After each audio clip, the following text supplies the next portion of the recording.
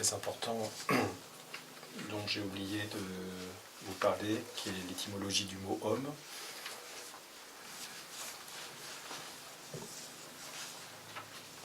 Ça vient de l'indo-européen, Gom, G-H-O-M, principal nom de la terre. L'homme serait donc né de la terre, de l'humus.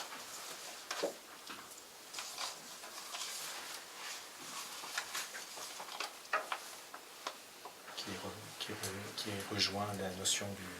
Il n'y a aucune connexion Internet pour le moment.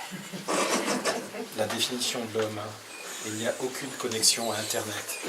Aucune connexion. On vient juste de se connecter. Je lui ai posé une question, il m'a dit ça. L'homme, actuellement, il n'a aucune connexion à Internet.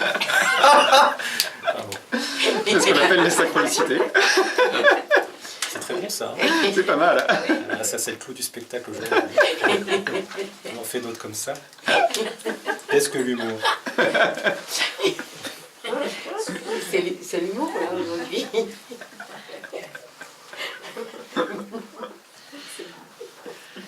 Ok, alors je vous remercie tout d'abord, vraiment, déjà des retours que vous m'avez fait là d'une façon informelle, et puis aussi de ce sentiment qu'il y a eu il y a quelque chose qui était très important pour moi, enfin en tout cas de pouvoir arriver avec un sujet de départ comme ça à tracer un fil rouge, à travers qui rejoint, d'après ce que j'ai pu ressentir, tout ce que vous avez pu vivre, alors que je ne savais pas du tout ce que vous avez vécu. Vous voyez qu'on est bien dans une forme de synchronicité.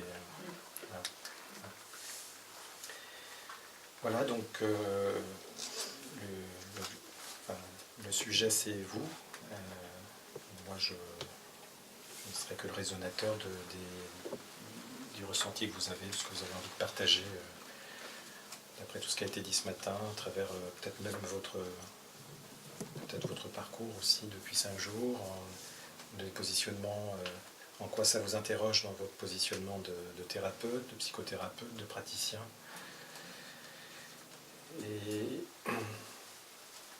je dirais que c'est important, c'est que dans tout cadre, il y a toujours un angle mort. Donc l'angle mort, c'est la position d'ombre de chacun. Donc, ce qui est important, c'est que qu'est-ce que vous pouvez apprendre de votre ombre, parce qu'elle est utile pour que vous puissiez devenir encore meilleur. J'ai une formule que j'aime beaucoup, c'est soyez vous-même mais en mieux.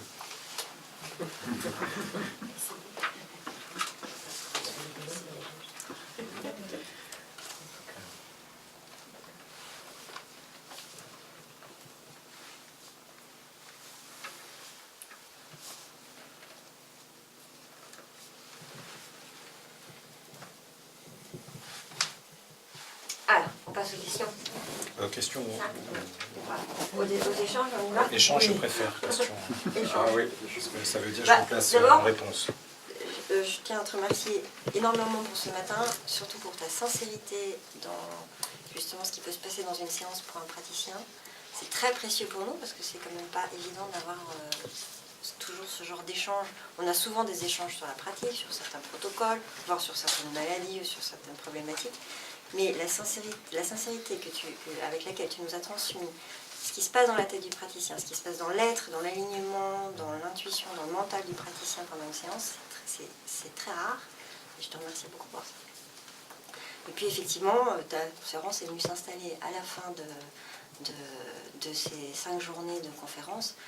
C'est tombé à point parce que on a abordé toutes ces conférences d'abord sur les problématiques de maladie ou de souffrance de patient.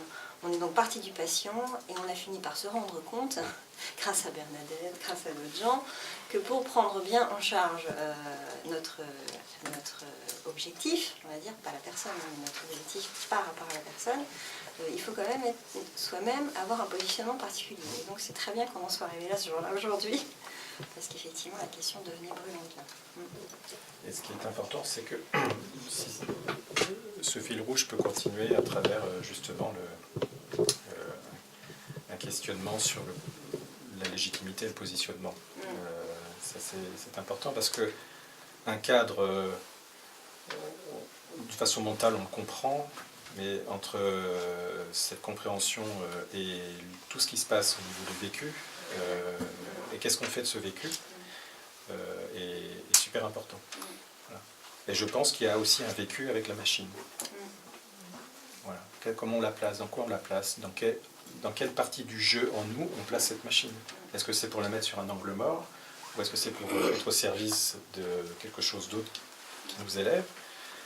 Dans quel niveau on place cette machine? C'est pour ça que c'est important pour moi de vous dire que cette machine est un effet miroir de quelque chose qui me disait tu peux être maintenant dans ton intuition, paradoxalement. Voilà. Donc je vous laisse continuer. Le terme d'holistique, le terme d'holistique me paraît assez prétentieux, parce qu'on ne peut pas prétendre connaître le tout, et que finalement notre approche holistique personnelle elle est limitée parce que l'on est nous-mêmes à l'intérieur. Je crois que j'ai bien saisi. Et ma deuxième remarque était, tu disais qu'il fallait en permanence se remettre en question, mais on nous dit aussi qu'il faut être tout le temps confiant dans ses protocoles, dans sa procédure, et que voilà. Donc comment on peut concilier cette remise en question permanente et son désir d'ouverture aussi à d'autres choses par rapport à la pratique sur laquelle on est à peu près plus ou moins sûr, quoi. Je dirais d'une façon naturelle, j'ai une phrase que je me formule, je ne sais pas tout mais je me fais confiance. Et je dirais, je reprendrai la formule de Christophe André, dont je ne fais pas d'approche marketing, mais qui dit imparfait, libre et heureux. C'est-à-dire que je pense que la perfection n'est pas dans la maîtrise d'un mental qui voudrait atteindre quelque chose de parfait. Je pense que la joie se nourrit de notre inachèvement et de notre imperfection personnelle. Parce qu'on ne peut pas rejoindre le tout, on est tout. Donc, a priori, si on devient parfait, on n'est plus soi-même. Enfin, en tout cas, dans le sens où on est dans le tout. Donc, ce qui est important, c'est que c'est le cheminement de notre imperfection qui est finalement le ferment de notre attraction vers l'unité. Donc, s'il me manque des choses, en quoi ce manque peut être source pour moi d'évolution, de compréhension de moi-même, parce que c'est bien le manque qui fait qu'on peut s'appuyer dessus pour se comprendre. Autrement, si on était complet, en quoi on aurait un raisonnement sur le manque?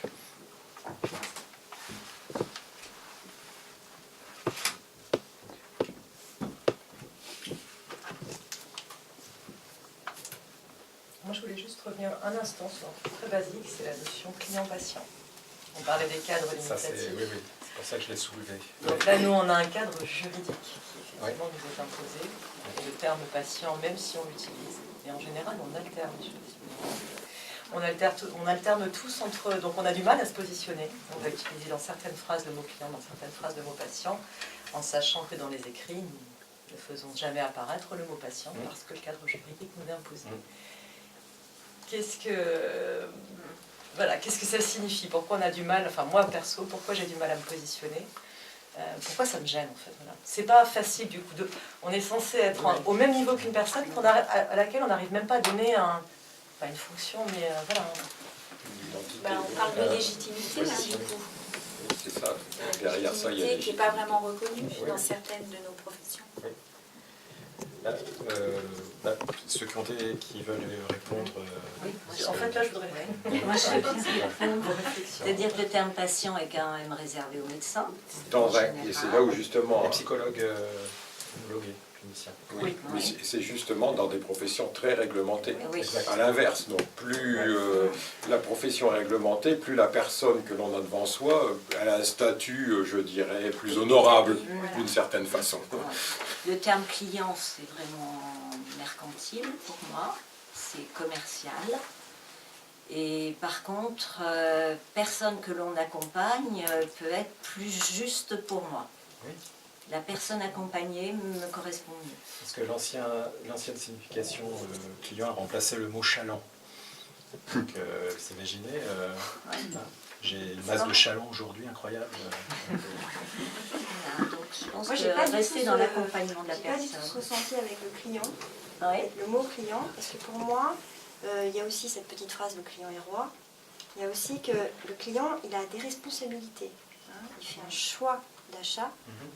Il n'est pas du tout soumis. Et donc, il reprend du pouvoir. Et que finalement, moi, c'est. Parce que moi aussi, ça me gênait. Il a bien fallu que je trouve une raison pour qu'il me gêne moins ce mot. Je me suis dit, qu'est-ce qui peut valoriser la personne à s'appeler le client? Qu'est-ce qui peut, à mes yeux, la revaloriser pour ne pas effectivement que ce soit qu'un rapport d'argent? Et je pense que la personne qui fait ce choix de venir acheter, pourquoi pas un service, on peut le dire comme ça, ou venir se servir d'un outil, pour moi c'est plutôt comme ça que je me considère, c'est aussi une responsabilité de sa part, c'est un vrai acte, donc ça lui donne de la valeur, ça quand même. Oui, mais je trouve que c'est limitatif, client. Que si on accompagne quelqu'un, ça prend une ampleur que n'a pas le terme d'échange marchand. Enfin, Côté supermarché. pour moi, c'est une façon que j'ai de... Est-ce que ce serait pas un petit peu dû au tabou sur l'argent qu'il y a? Parce que l'argent c'est Non, aussi parce que ça ne me dérange une pas énergie, de prendre des honoraires quand j'ai fini ma Oui. séance. C'est Oui, mais pas au lié client, pour moi. Je pense que c'est dans l'accompagnement, dans ma relation à la personne qui vient me voir pour une séance, en fait. Je crois que c'est par rapport à ça. Pour moi, c'est plus une relation d'accompagnement d'une personne qui vient me trouver pour qu'il y ait une relation qui s'installe, plutôt qu'un échange matériel, en fait. Ouais. Voilà, Et moi, tu vois, oui, c'est je sur comprends. ce plan-là. Et il y a une question de neutralité ou de relation plus profonde. Et en fait, moi, j'aime finalement la neutralité qu'il y a là-dedans, parce que c'est tellement facile de devenir le guide, en effet, ou l'espèce de... Et qu'on désamorce, c'est vrai qu'avec la notion de client, on désamorce complètement cette histoire de guide. Et moi, tu vois, avec un client, je peux ne pas être en compassion, qu'avec une personne qui vient me voir en séance, je vais l'être. Tu vois, c'est... Oui, oui, je Tu comprends. vois, un client, il peut venir chercher un truc, tu lui vends, bonjour, au revoir, et là, il vient me chercher, puis tiens. Que Parce que pensez-vous c'est du pas une terme question péjorative du mot client. Oui. Mais que pensez-vous du terme consultant? Quelqu'un qui vient vous consulter. Ah, c'est bien.